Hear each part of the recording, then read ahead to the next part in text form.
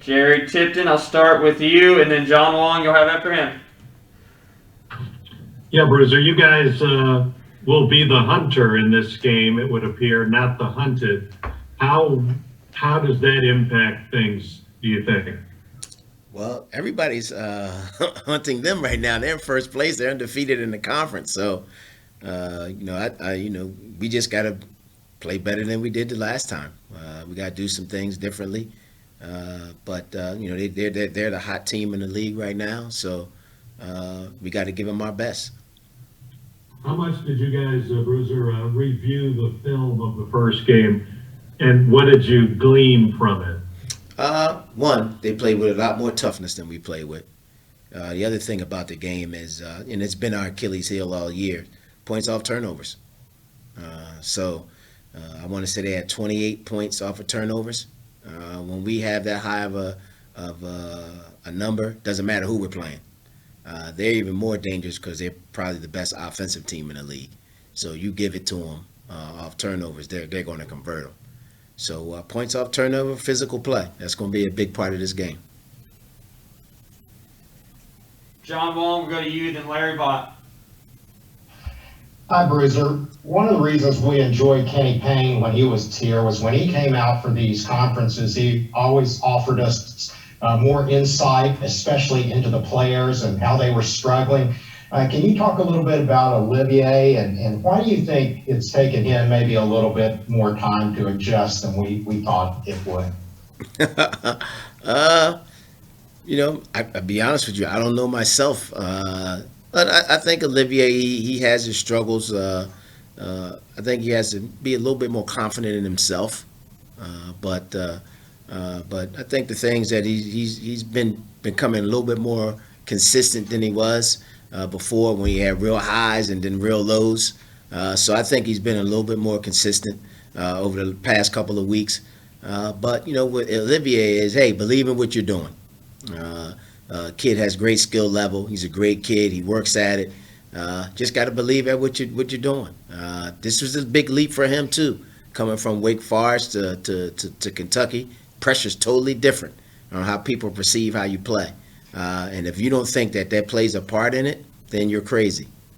But I think the last couple of weeks, I think he's feeling a lot more comfortable, and you can see in his play a little bit, a lot more consistent.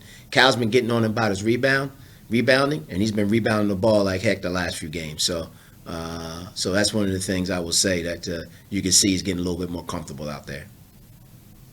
All right, thank you. Larry Bott, go ahead. Bruiser, why do you think this team has consistently struggled to score points and had trouble getting more than 65 points in nine of your games? And two, you think there's any chance Cal might just get thrown out in this game and then turn it over to you like he did in Mississippi State? Y'all guys love that one, huh?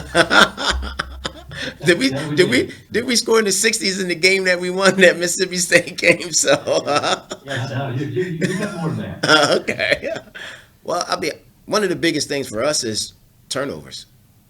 When we get in trouble, we turn the ball over a lot. If you don't turn the ball over, you get more opportunities to score yourselves. So when we have low turnover rate and we have a low turnover points off a turnover rate, we'll score more points. LSU, I want to say they scored less than 10 points off turnover. We scored in the 80s. It's all about how we handle the ball. When we handle the ball better and we take care of the ball, we'll score more points. But if you continually throw it away and you got 19 to 20 turnovers in those games, you're not going to score that many points. Thanks. Jerry, I'll come back to you.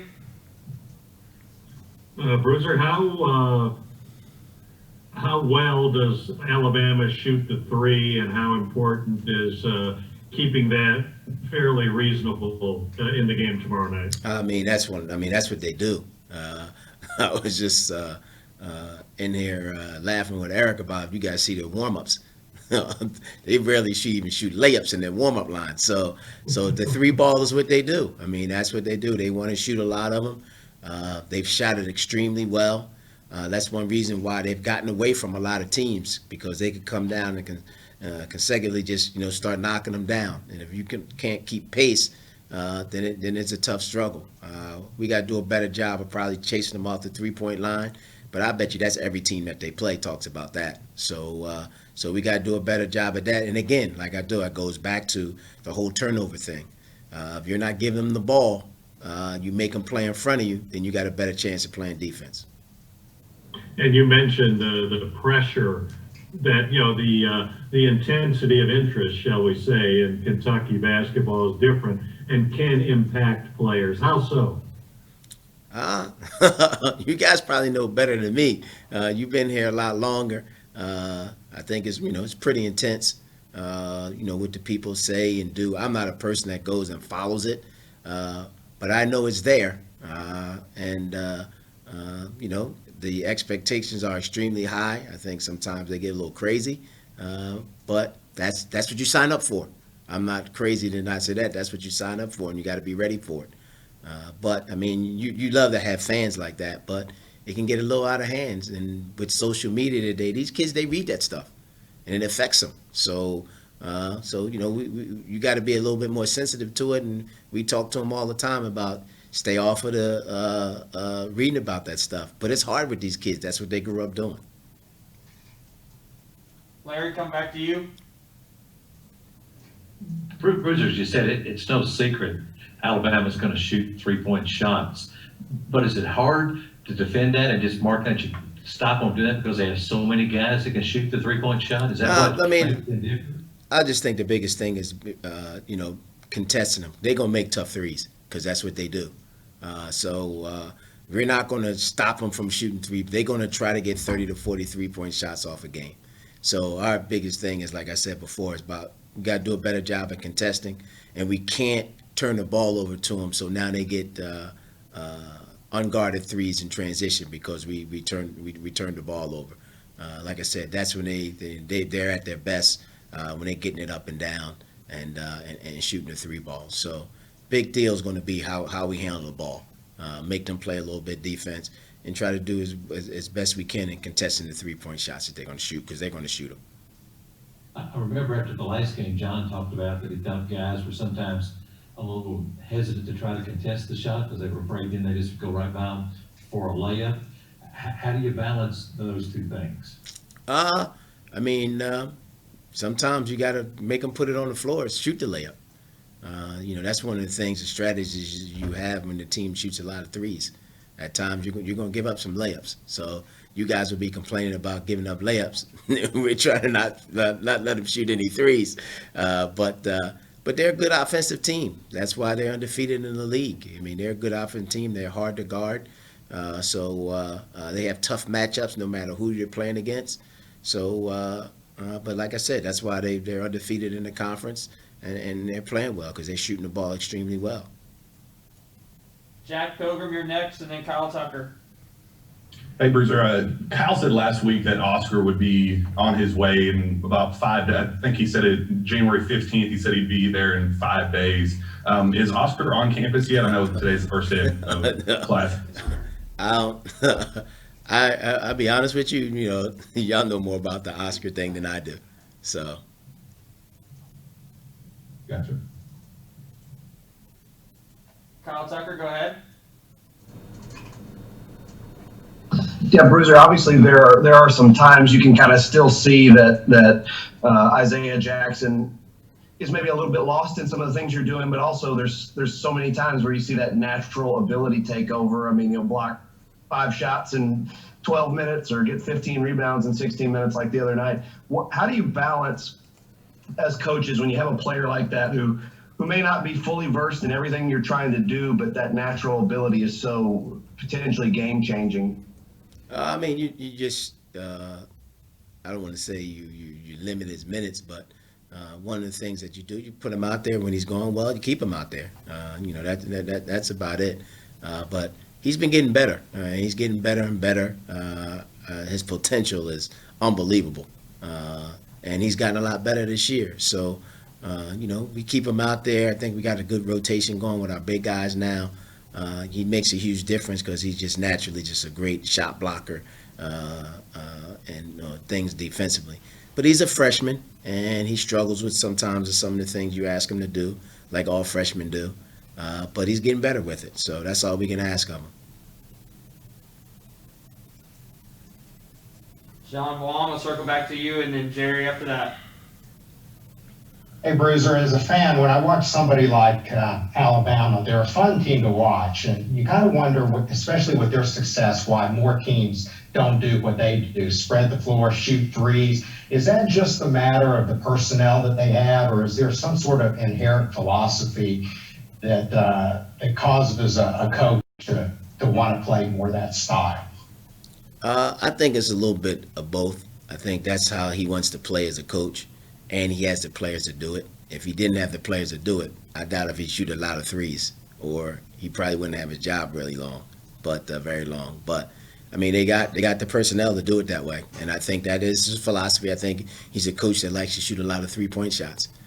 So you know what you try to do is you try to recruit to that personnel.